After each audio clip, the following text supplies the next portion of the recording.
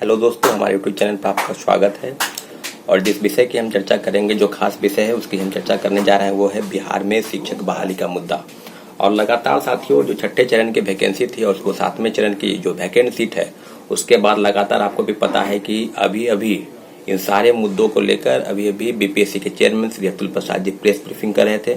और ओवरऑल उन्होंने जो कहा उसकी पूरी जानकारी, पूरी अपडेट इस वीडियो के माध्यम से साथियों आपको हम देंगे। साथियों, आपको बताते चले कि उन्होंने कहा स्पष्ट रूप से कि जो परीक्षा होगी वो तय समय पर होगी, यानी 24 अगस्त से परीक्षा शुरू है, 24 अगस्त 2023 से, यानी जस्ट एक सप्ताह के बाद परीक्षा शुरू है। और उसके बाद जो है परीक्षा समय पर होगी। हम पूरी तैयारी कर चुके हैं, यानी पेपर कहीं से लीक नहीं हो, सारी जो व्यवस्थाएं हैं, जो डीएम को जो चिट्ठी लिखा गया है कि जितने भी परीक्षा केंद्र हैं सब पर पूरे मुस्तैदी के साथ मजिस्ट्रेट की तैनाती होगी। और निश्चित रूप से विद्यार्थियों की भी तैयारी है कि परीक्षा देना है, और सबके मन में एक है कि परीक्षा देनी है। एक बात उन्होंने स्पष्ट कहा है। दूसरी बात उन्होंने कहा है कि उन्होंने ट्वीट किया था 3 दिन पहले। पहले ट्वीट उन्होंने कहा था कि हम टाइम पर परीक्षा लेंगे। निश्चित रूप से आज प्रेस ब्रीफ में उन्होंने कहा कि हम समय पर परीक्षा लेंगे। दूसरी महत्वपूर्ण बात, उन्होंने अगले ही दिन ट्वीट किया कि हम परीक्षा लेंगे, परंतु सुप्रीम कोर्ट का गाइडलाइन भी है, तो जो भी आदेश, जो भी निर्देश होगा वो बिहार सरकार करेगी, शिक्षा विभाग करेगी, तब अनुसार वो भी फैसला ले सकते हैं। तो आज जो प्रेस ब्रीफ वो कर रहे हैं वो निश्चित रूप से माननीय मुख्यमंत्री, शिक्षा मंत्री और शिक्षा विभाग बिहार सरकार के गाइडलाइन के बाद ही वो फैसला लेंगे या ले रहे हैं कि हम क्या कहने चाहते हैं या क्या कहने जा रहे हैं। तो अभी जो बात यह है कि क्या बिहार सरकार सुप्रीम कोर्ट के गाइडलाइन को मानेगी या नहीं मानेगी। क्या बिहार सरकार परीक्षा ले लेगी विद्यार्थियों, क्योंकि 1,70,000 सीटों पर जो वैकेंसी है, सीटों पर जो बहाली होनी है, उसको तय होना है कि सीट पर शिक्षकों की बहाली होनी है। और सबसे ज्यादा जो सीट है वो 1 to 5 वर्ग के लिए है, 6 to 8 में 0 सीट है, उसके बाद सीटें हैं।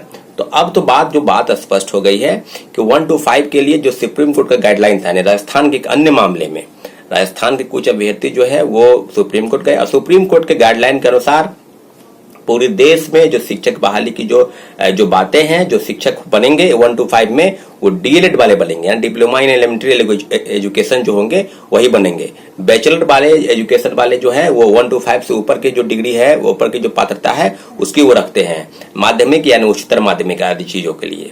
तो सुप्रीम कोर्ट के गाइडलाइन के अनुसार जो बीपीएससी के चेयरमैन कह रहे हैं, किसी पेज का हलफनामा वो बता रहे हैं, उन्होंने कहा कि राजस्थान में भी ये बात हुई कि वो चीज के नहीं। लेकिन एक बात स्पष्ट है साथियों, कि जिस प्रकार से बिहार के शिक्षा मंत्री और शिक्षा विभाग ये काम कर रहा है, निश्चित रूप से अभ्यर्थियों के मन में एक संशय है कि परीक्षा तो हम देंगे। हम भी कई अन्य साथियों से भी बात करते हैं और बहुत सारे साथी जो हैं लगातार कमेंट करते हैं इन मुद्दों पर कि क्या शिक्षक बहाली के मुद्दा को लेकर क्या बिहार सरकार इतनी गंभीर नहीं है।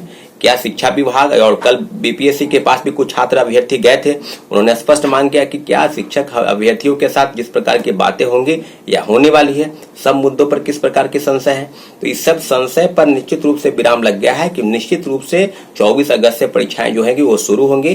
परंतु परीक्षाएं तो शुरू हो गई, लेकिन क्या मन में संशय नहीं है।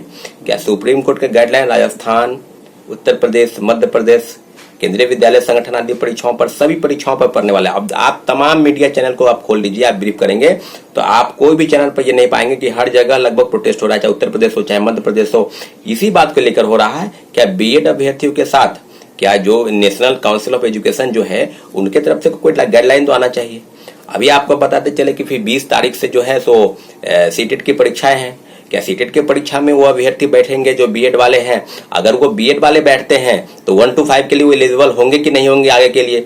इन सारे मुद्दों पर संशय है, तो ये पूरा जिम्मेवारी जो है वो national council of technical education, council of education जो है एनसीटी, उनको लेने की जरूरत है।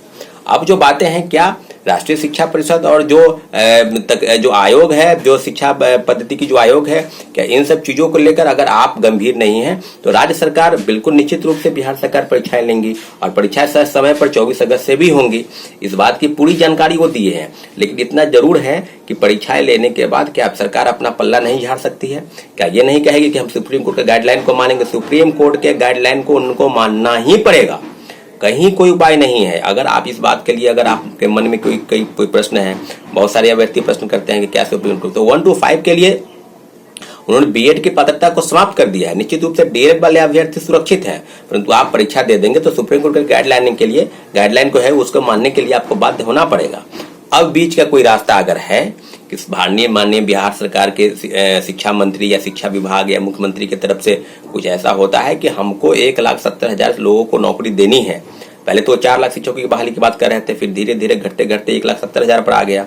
तो शिक्षकों की बहाली पर जो बातें हैं कि हमको करनी है या नहीं करनी है, अगर करनी है तो हमको पूरे तौर पर करनी है, परंतु 1 to 5 के लिए जो बीएड पात्रता वाले हैं उनके लिए कोई बीच का रास्ता आप निकालने का प्रयास लगातार कर रहे हैं। परंतु आज प्रेस ब्रीफ से यह स्पष्ट हो गया कि सुप्रीम कोर्ट के गाइडलाइन का उनको है, अगर चिंता नहीं है, अगर आप करते हैं तो इस बात का आपको भी परवाह होगा, जरूर निश्चित रूप से होगा कि हम सुप्रीम कोर्ट के गाइडलाइन को भी मानेंगे।